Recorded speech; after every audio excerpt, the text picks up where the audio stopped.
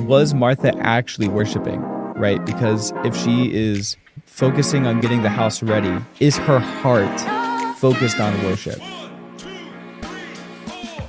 Hello and welcome to the Sound Doctrine Podcast. My name's Caleb. My name's Keaton. And my name's Will. We are here to talk about worship and how it influences God's people. We're going to dive into the lyrics we sing and the church practices we participate in each week and how they influence your congregation. Whether you're a church leader, congregant, or someone just interested in worship, join us as we encounter Sound Doctrine. Well, what's up, everybody? How we doing? Doing good. Pretty good. That's awesome. I'm doing great as well. This is our first episode of Sound Doctrine. This is crazy. It's crazy. This is so wild. This has been an idea that we've been sitting on for a long time, and we're finally doing it. Super exciting. Keaton, I know that this was our idea at the beginning. We brought Willie on just because he's awesome. We didn't want to do it without him. But Keaton, this is obviously episode 1. How are you feeling about just how this podcast has started, where we're at? Yeah, I mean, I'm really just looking forward to the adventure we're about to partake in and the conversations we're going to have. Again, this started out as just a simple idea. I don't even know where the idea came from at this point. It's been so long. Yeah. But the thing is, we realized that it just we weren't ready for it yet, and we had to put it back on the shelf. And just the fact that we sat for, I would say, months, even almost a year, before we even brought it back to even think about it. It's just amazing to see that it's finally here, and that everything we kind of thought, and even the things that we didn't really think of yet, are now in motion. It's just so amazing. Absolutely. Will, you helped us kind of come up with, we had an idea for the podcast, but you kind of helped bring more ideas to the table. You brought your own perspective, your own experience. And so for our viewers out there, could you just explain a little bit about who we are, maybe what Sound Doctrine is, why this podcast even exists? Yeah, so we went kind of through a few phases, as they shared, probably about a year ago, actually, that you guys talked about this idea of a podcast you guys wanted to, start about Sound Doctrine and guests you wanted to bring on, and, life gets busy, it didn't happen. And then this year, we were just, sitting down, hanging, and we're we should start a podcast, We talk a lot about theology and just ministry and just how those, obviously intertwine and how are, just very approachable in our lives. A year ago, you guys kind of thought about what was Sound Doctrine, and we kind of shaped it, though, into a way that fits our journey into ministry, and something that's very practical just for the lay person, which, is the intertwining of what is, worship, and how does that correspond with the Sunday in our lives on a daily basis. Yeah, 100%. Yeah, our heart is to help understand what worship is and how to live it out. Especially on Sunday morning. How can us as ministry leaders help a congregation worship, and how can a congregation better interact with what a church wants them to live into, right? So that's our heart. A little about who we are. I'm Caleb. I'm a graduate student here at Indiana Wesleyan University. I'm working at a church with these guys. We're all working at the same church. It's a blast. Amazing. I feel bad. We pray for that church every day that they have to deal with all of us.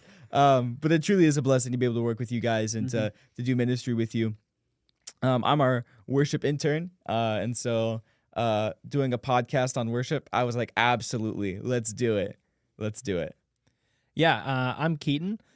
Like Caleb, I'm currently in my current educational status as a grad student, getting my MDiv here at Wesley Seminary at Indiana Wesleyan University.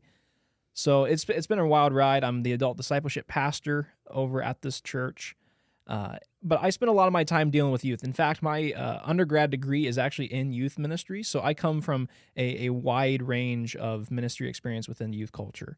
So it's just seeing youth worship and how they interact with worship it's something that I get to see every week, and I'm really grateful that I get to see that. Yeah, my name's Will. I'm currently an undergrad student, moving into master's soon. I'm a youth intern, and Keaton, says that we work together on this youth journey. We're both very fortunate to be a leader of the same small group. We're very fortunate just to be around these youth students who are actually just so hungry for worship.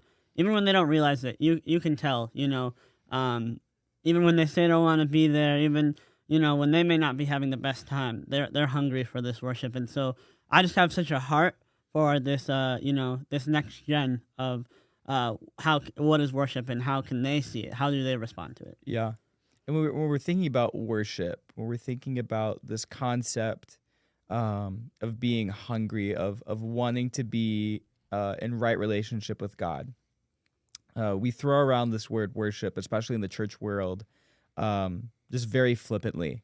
I don't think it's bad. I think that a lot of what we do is classified as worship. Mm-hmm. So I don't think that the church is wrong for doing this.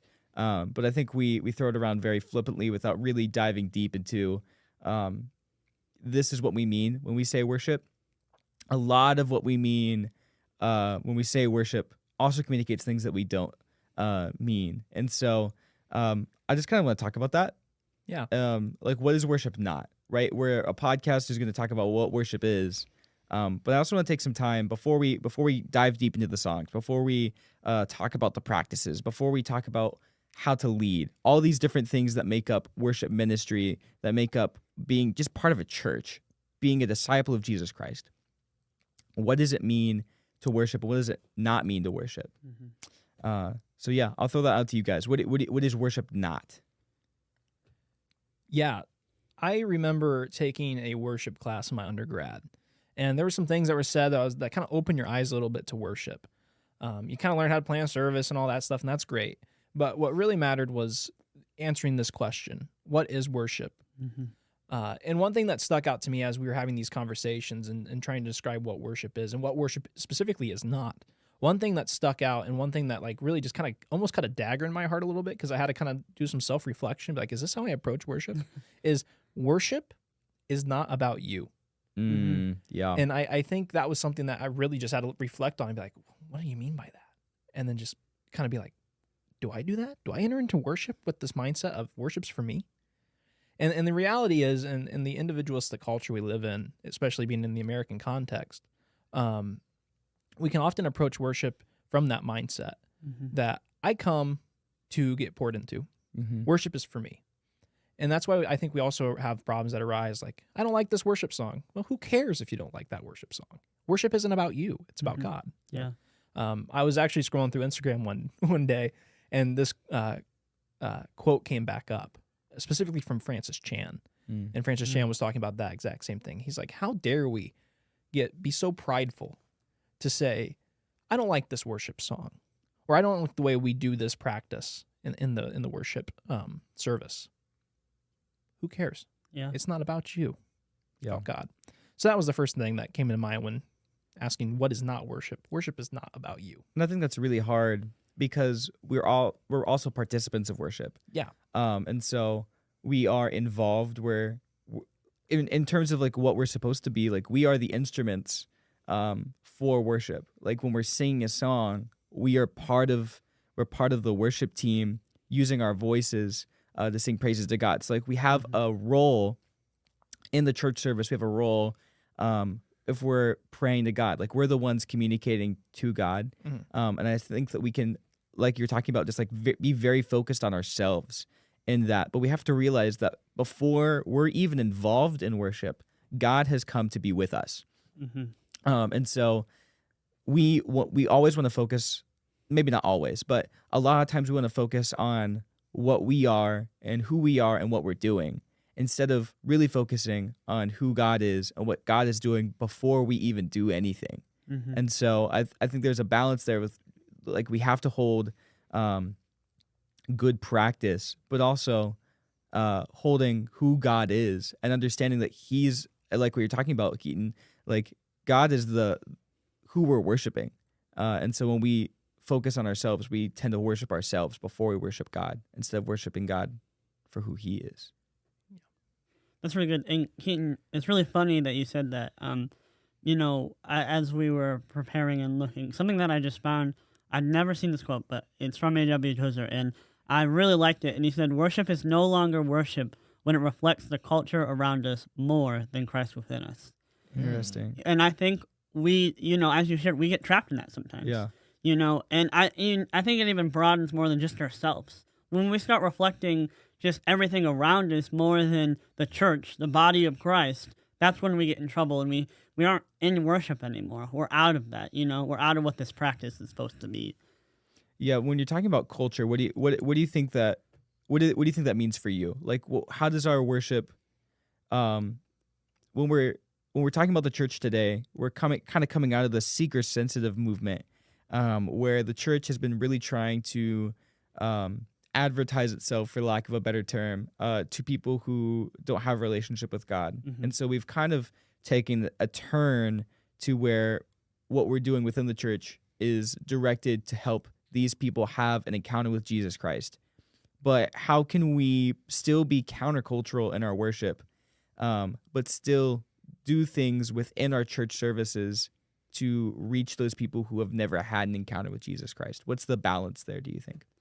I think that it's real hard because worship's most likely the first thing, as we talk about practically the songs that we sing on stage. It's the first thing that somebody new is going to see in a lot of ways. When they come into this worship service, it will be those songs. And so I think we want to draw them in with that. And we can get caught up in a lot of ways of like, what is going to be the newest, best song that they're going to know. I think that's one thing. And we sometimes avoid looking at the lyrics of that song. And we're just like, this is a new song that they know, so we're going to do it. And then I think sometimes we get caught into how can we make it entertaining for them, for these new people who are coming, so they want to come back. And I think we can fall into a trap when we do those things. Yeah, 100%. And that kind of leads into what I was going to talk about, also funnily enough, which is that what the songs that we're singing and the practices that we do have to be centered around Jesus Christ. Yes. Right? Worship that is just about knowing God and is just about explaining who God is lacks really God himself. Yeah. And so worship cannot just be an understanding of who God is, right? That's theology. Yeah. But the difference between theology and worship is love. When we just know things about God, when we're just focused on understanding who God is, we can be doing so out of love, but purely it is about knowledge. The end of the theology is a means to knowledge about who God is, where worship is a means to participate in God's love for his people. I think that theology is very important when we're talking about worship lyric. I think theology is very important when we're talking about preaching. I think theology is very important for living the Christian life how God intended. Theology has a place and it is very important, and I do not want to diminish that at all. But I think that when we're talking about worship and at least like our response to God, we have to be also focused about what God has already done, and not just focused on knowing God, but about loving God. Yeah, that's really good. And, I think that there's a time and place for songs. Absolutely, yeah. I'm not going to diminish a way that somebody can connect and hear God. That's not my place. Yeah. But I do think that we need to be very sensitive and very knowledgeable when we're looking at, what we're preaching, what we're seeing on stage. Even the way that we communicate announcements can all affect how people are hearing God and that Spirit inviting into it. If we don't lead with a posture inviting the Spirit in that place, I don't think worship is going to be effective. Absolutely. I feel like that's the biggest burden that worship leaders and pastors and anybody who has a place on stage has is, what am I communicating and what am I wanting the congregation to communicate back to God, right? Yeah. What are we having them sing? So I think that's just a really good point. And that's just like the biggest burden that I bear as a worship leader, as someone picking out songs. What am I having them sing? And would I want to stand at the throne room of God and account for, I had them sing this, I had them say this, and it not be true about God? Yeah, that's hard. Yep. And, Keaton can share on with youth students, that's really hard too. Yeah. Because and not that later in life they're not, but they're just so young in their faith in a lot of ways, and so impressionable. Yeah, and impressionable, and so everything that we do, it's like to another level because they truly want to trust and believe you in what you're doing, and so the things that we preach and the songs that we sing and the way that we play games and stuff all impact their faith and impact the space in which we are inviting them into Yeah. worship. Yeah. Yeah, and I mean, I think, and this was another thing I kind of had in my notes as far as like what is worship not, and I think we have to get like out of our mindset that worship is more than just music. Mm-hmm. Yeah. Because I think when we think of it, like when we ask someone, hey, what is worship? The first place they're going to go to, and this isn't their fault, is always going to be the music. Mm-hmm. That's just what we think of when we think of worship. I mean, that's why I call it, hey, a worship song. Yeah. But like we need to get out of our mindset that mentality and realize that all of Sunday morning is worship. Yeah. Even the things you do outside of the church is considered worship. It's not just the music. Yeah. Mm-hmm. And I think that's where it's important for it to have that theology intertwined with our worship. It's important that we understand who God is so that we can worship him throughout the rest of the week in light of that. Mm-hmm. Because what worship really, really, truly is, in my mind, would be that it's the response, the expression of what God has done and who God is. Yeah. So, Pivoting off that, when we're talking about what worship is and what worship is not, obviously, like, this is what we're taught in school, but obviously what we're taught is to go back to the Bible and to look at biblical examples about what did it mean for people in the Bible to worship God, right? What we're doing on a Sunday morning, what we're doing throughout our week, how we live our lives as Christians isn't just what the church has put in place because they think that this is what we need to do, but it comes from a place of relationship and comes from a place of the biblical writing of people's relationships with God and how they live their lives and how God instructed them to live their lives. And this is how we live our lives is kind of based around that. So when looking at the Bible, what are maybe some people who jump out as like, oh my goodness, this is like the biblical example of maybe how I worship or how I feel like God has just a worship experience that God has placed on my heart through this person? I mean, so when the concept of worship is just considered really well, it's not just even just a Sunday. It's how we're living out our lives from this, the call that God has and how we're responding to it. And it's very funny because a few weeks ago we were talking just about missionaries, and that's one of the greatest acts of worship you can have. Go spreading the gospel, and we were talking about I think we were talking about Jonah, and we were talking about, he's like, well, was he a good missionary? And I was like, I don't know if I would say he's a good one, but he might be a practical example of one. He struggled with this action that God placed on him, and it took him a little bit, and he might have been a little grudging, but he did it. And I think sometimes we want to think of ourselves, if we hear that call, as this perfect, I'm going to do whatever God says, and I'm going to do it without hesitation, but in a lot of ways, I think we are like Jonah, and I think that, that sometimes, even when it may not look the best, it may not come across maybe the best way, is how we worship. Yeah. I think that, there's a reason, obviously, Jonah's in the Bible and his story's in the Bible, and I think it's just so practical, and in which sometimes it's okay to do that. It's okay to struggle in your faith, and it's okay to, maybe push away what God's trying to do, and you maybe just don't want to respond, but he, with faith, and he will get you there. Yeah. And I truly think that's worship. I think that what he did and what he went through is a way of which him just responding to God, and he had to do it in his own sense. And sometimes we look past that, That's good. That's good. It's real good. Yeah, for me, like the first place I think of, and this came to me also as I was doing my notes, was Miriam and her song. Again, obviously I'm looking straight at worship songs within the scriptures, but bear with me. I think of Miriam's song.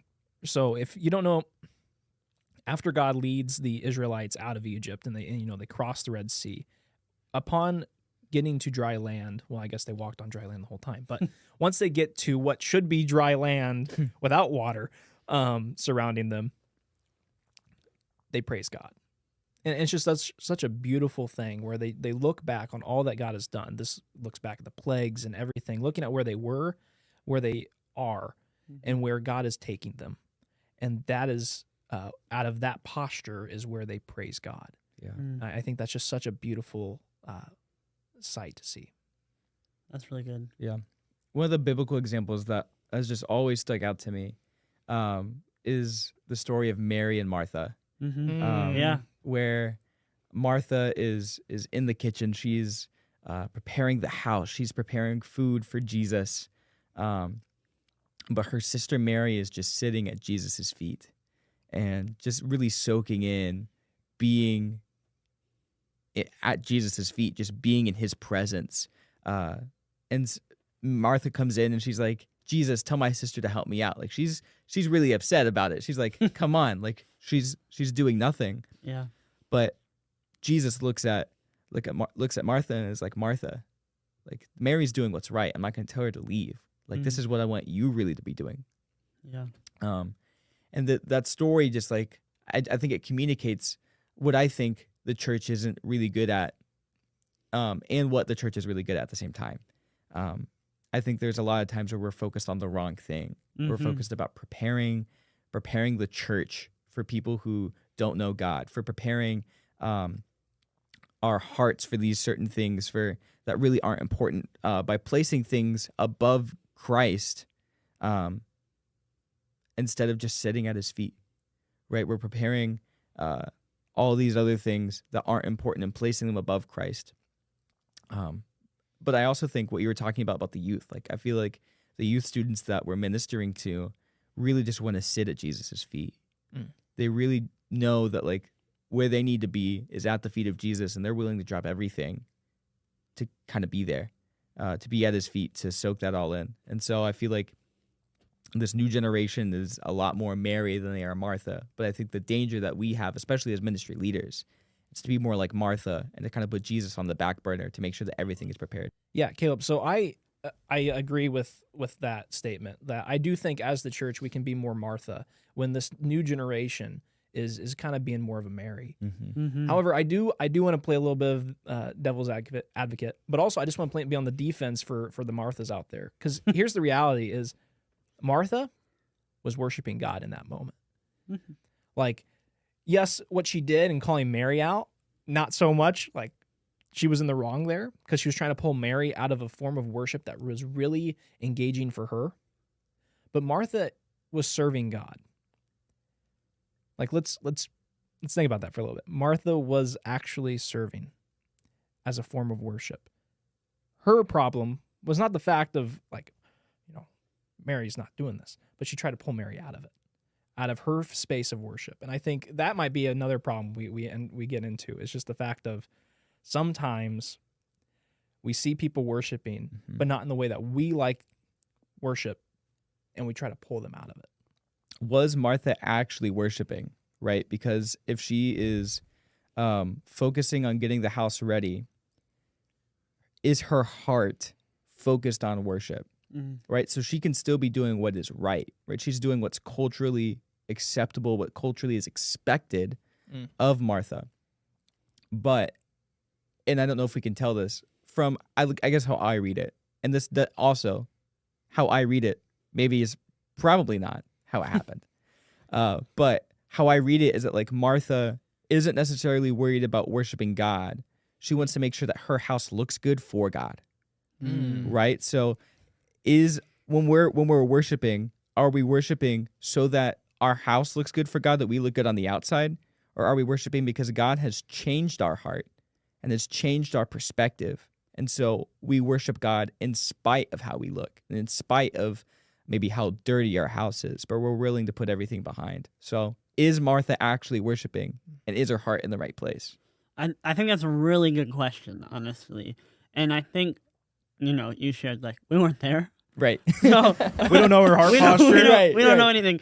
But I think, I was thinking that, as you were sharing, and then as Keaton shared, I was like, man, these are both really, these are really good takes, And I think, and, we weren't there, we don't know, and I think that's a really good question. Was her heart posture there?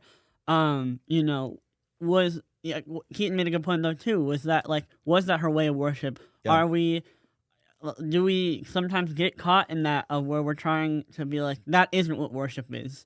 I think overall, it's just the fact of the matter of like, we can get caught into a place that where it can be hard. I would believe even that if that was her way of worshiping, I would say that it still wasn't her place to tell another person, how to worship God. And if she was doing it, maybe not in the way of, not her heart wasn't in the worship posture, but just the expectations for everyone around her to see.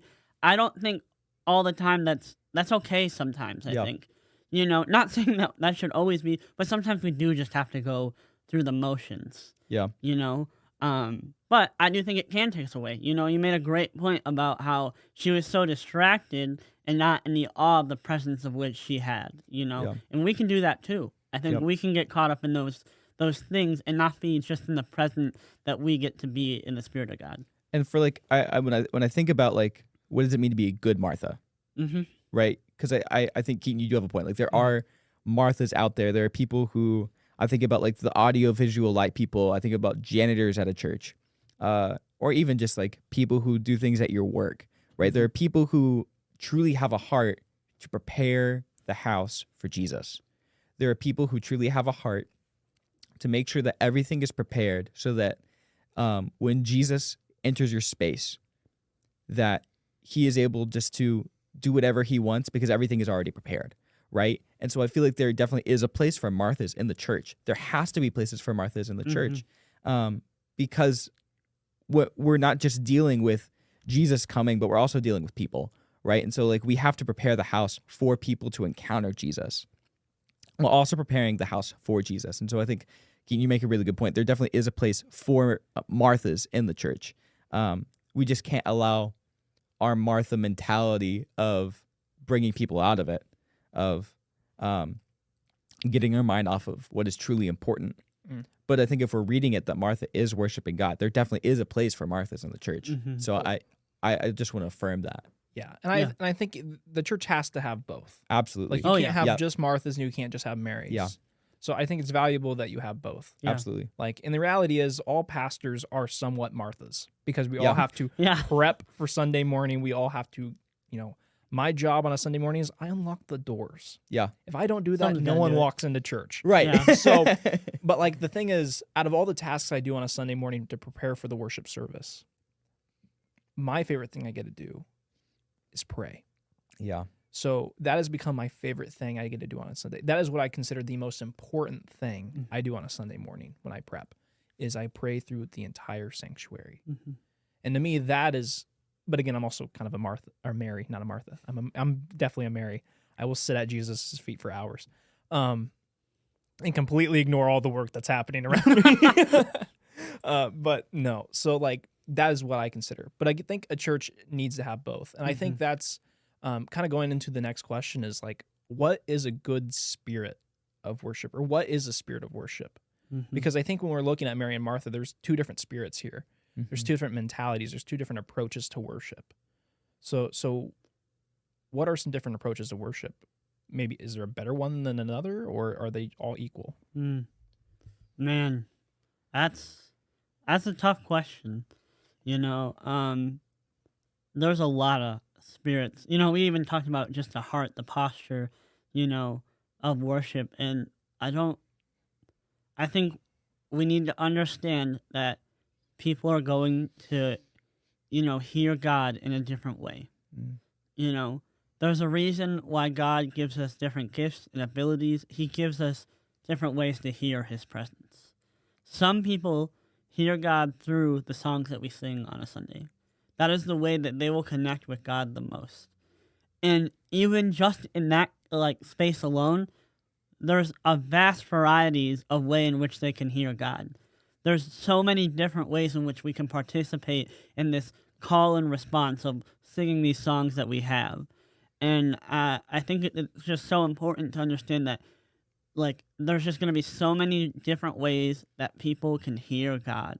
And I truly believe that that's how God designed us. He designed us so that we can hear God in just different ways.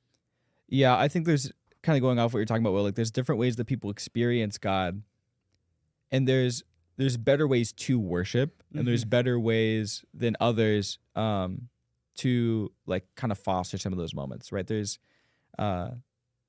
something better in terms of practice. Yeah. But in terms of posture, I think there's obviously there's a bunch of different postures. We just talked about Martha and Mary.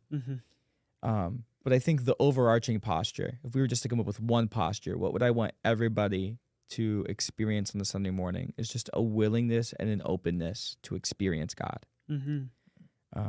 I think that in practice, again, a bunch of different ways that we can experience God. But if no matter what the practice is, no matter what we're doing on a Sunday morning, this is kind of going back to your original point, Keaton. Like, if we are willing to be part of God's plan, to be part of what God is doing and not focused on ourselves, not focused on what we're doing, but focused on what God's doing, I think that's the posture that we all need to have during worship, because it takes the focus off of us, takes the focus off of our participation and puts it back to where it's rightly supposed to be. And that's with Jesus. And so when we're not focused on what we're doing, but just willing to be participants with what God has been doing before we got to the place of worship, while we're there, and what God is going to do afterwards, that's what it really means to worship, is to be just so open to what God wants to do and be willing to just be participants in what he has planned. Yeah, and that was kind of what I was thinking when I was thinking of like posture and approaches. Is it's got to be a humble one. Yeah, it's got to be one of you are entering into. I love the imagery of the throne room. Yeah. You are entering into the throne room of God. Yeah, I mean, we see it with Revelation, and I think that is like a beautiful representation of the posture we need to enter into. There's a reason why most times in scriptures, when people experience the presence of God, what do? Fall to their knees. Yeah. It's a humbling thing. Yep. And again, it's not about you. It's for you, Yes. but it's not about you. Yeah. God is inviting you into an experience of his presence and his work in your life, through your life, and for your life. Yeah, if you can't, we talked about what worship is not, and you can't be in a space of worship if you do not come with open heart, an open mind, and your posture has to be to hear him, to hear what he has coming, or you can't go out. There's no praise happening if you don't have an open heart for what he's going to be doing. Yeah. You have to come in with that posture to just be in the presence of God, in awe of God, and with that allows things to move in your life and you to move in others' lives, because you just want to hear him, you want to feel him, you want to be with him. Yeah, one of the tones that I feel like we've been touching on, but we haven't really like said it out loud, is really what worship is. Yeah. Right. Through talking about what worship is not, through talking about these biblical examples. If I was just to like put everything together and kind of hodgepodge it all together, I would say that we would say, and correct me if you guys have something different, if you feel something different, but that we would say that worship is the intersection of God's revelation and our response. Yeah. I love the word intersection. Intersection is good. Yeah. Okay, is that a good definition? Are we okay with that one? Say it again. Worship is the intersection of God's revelation and our response. Yeah. Yes. Yeah, I had, the idea of it's the act of who we are in response to God. Yeah. And that perfectly, the intersection of that, it was just very well put. And, I think that's crucial to what we're going to be doing here. Yep. And understanding, sound doctrine and understanding worship as a whole, because that's what we want to communicate. And through everything that we're doing here, it's just this idea of the response that we get because of God. Yeah. Yeah, and I think, my definition was very much worship is, a response of God's nature and character and work in the world throughout the biblical narrative. Again, heavily on the intersection between God and people. Yep. Again, with like sound doctrine, theological understanding, like you don't need that to worship God. But what it does is it allows you to enter into worship in a more sound mind, understanding who are you worshiping, and able to enter into that space in a different mindset. Yeah, and I was doing some research about this because we're all still learning. Everyone here is still learning. We're not saying that we're even the most knowledgeable in this space. And so I was just what do other people say? I found a really really good idea and quote from Billy Graham, just a very big evangelist, and he said the highest form of worship is the worship of unselfish Christian service. And from there I was like, wow, it's this this response that we have and this call that we get, when we hear God, we hear what He's saying to us, and this call that we get from that.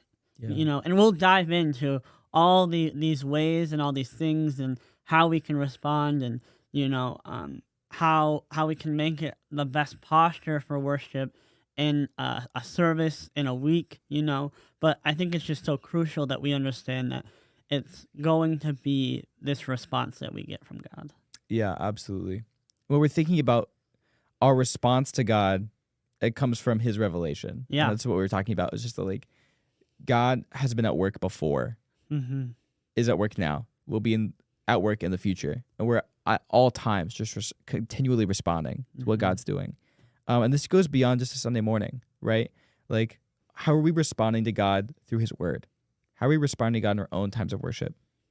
How are we responding to God when we are just walking down the street and we see a need that God has placed in our heart? How are we responding? Not only just God, I love you, but God, I'm willing to follow you. Kind of we were talking about with Jonah. Are we willing to do?